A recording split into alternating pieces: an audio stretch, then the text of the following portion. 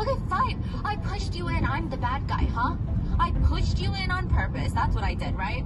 She would do this enough times. Finally, Sam submitted and said, okay, you're right. You didn't push me. It was so weird. But it seemed like there was a pattern of water-related accidents happening to Sam. And it was always right after Une reinstated his life insurance policy. Almost like she had a plan where she started paying the life insurance policy again and then tried to enact her plan. So just to give you a few examples. Insurance reinstated February 17th, 2019. Near-death pufferfish incident February 25th, 2019. Insurance canceled.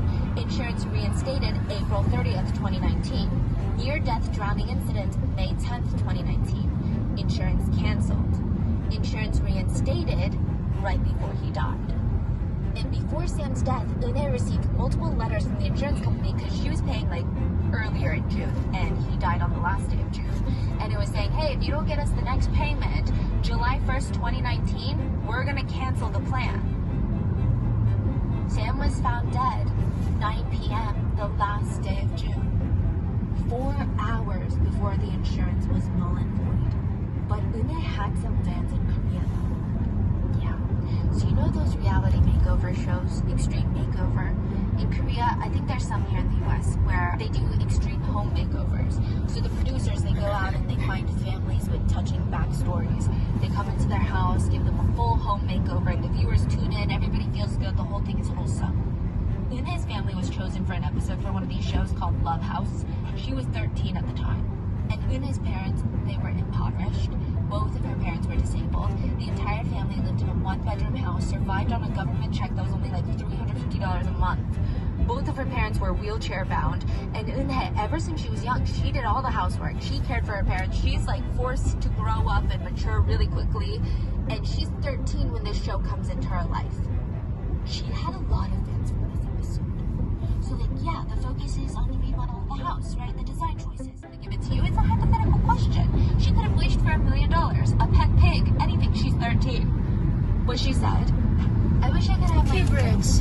Right leg. Because I feel bad. I share a room with my parents, and I'm a really noisy sleeper, and I move around, and I kick in my sleep, and I talk, and I have all these bad habits, and I know it makes them uncomfortable when they're sleeping. So I don't think that they can get a good night's sleep because of me. It was such a mature, kind, selfless answer. She didn't even want her own room because she's 13 and wants her own room. She wants her own room because she feels like she's disturbing her parents' sleep at night.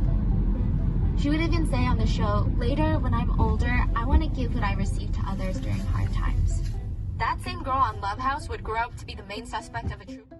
Une's parents, they took full custody over this child, and we have no further information on like who the dad is or really anything about that. A lot of people said that Une just lost sight of everything that really mattered.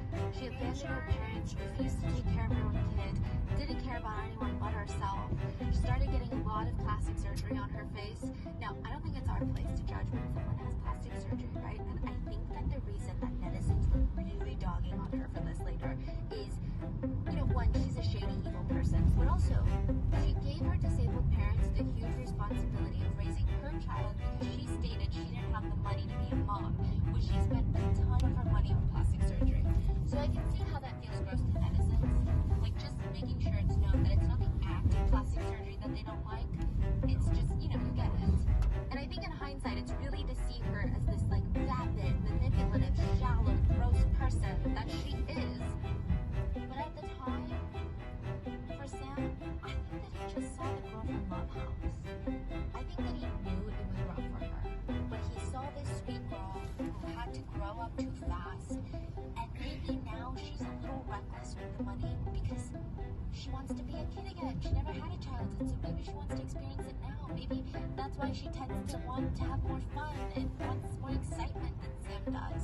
She's trying to live through her kid life again. But she still feels like pressure and stress from her parents and being a single mom. So it's just, I can see how people feel sympathetic towards her. He probably saw her as this very strong, sensitive woman that he could help. Sam would see the good in thinking about their loved one who just passed. This is chin breaks. Une went to a water park 2 months after her husband's death. She even went wakeboarding in lake. There's a video of her that she posted. She would later claim in prison that that video was taken way before Sam's death, but like we don't know for sure. We do know for sure that she did go to a water park, which feels wrong. The 100 days after Sam's passing, Eunhae was focused on having fun. She went to the water park, she went wakeboarding, she went on an overseas trip with her friends and her daughter. She hung out with her new boyfriend Joe. But fine, like we say this all the time, we really can't dictate how people grieve in the process of brother's murder has been filled with pain and despair. She compiled a document with all the evidence she had so far and she made it public. Side note, this document was almost like a group project. Netizens who knew people close to the case, or YouTubers that interviewed people that knew people close to the case, they all started contributing to this evidence. At the very end of it, it was signed from the people of the Republic of Korea. Sam's sister went on to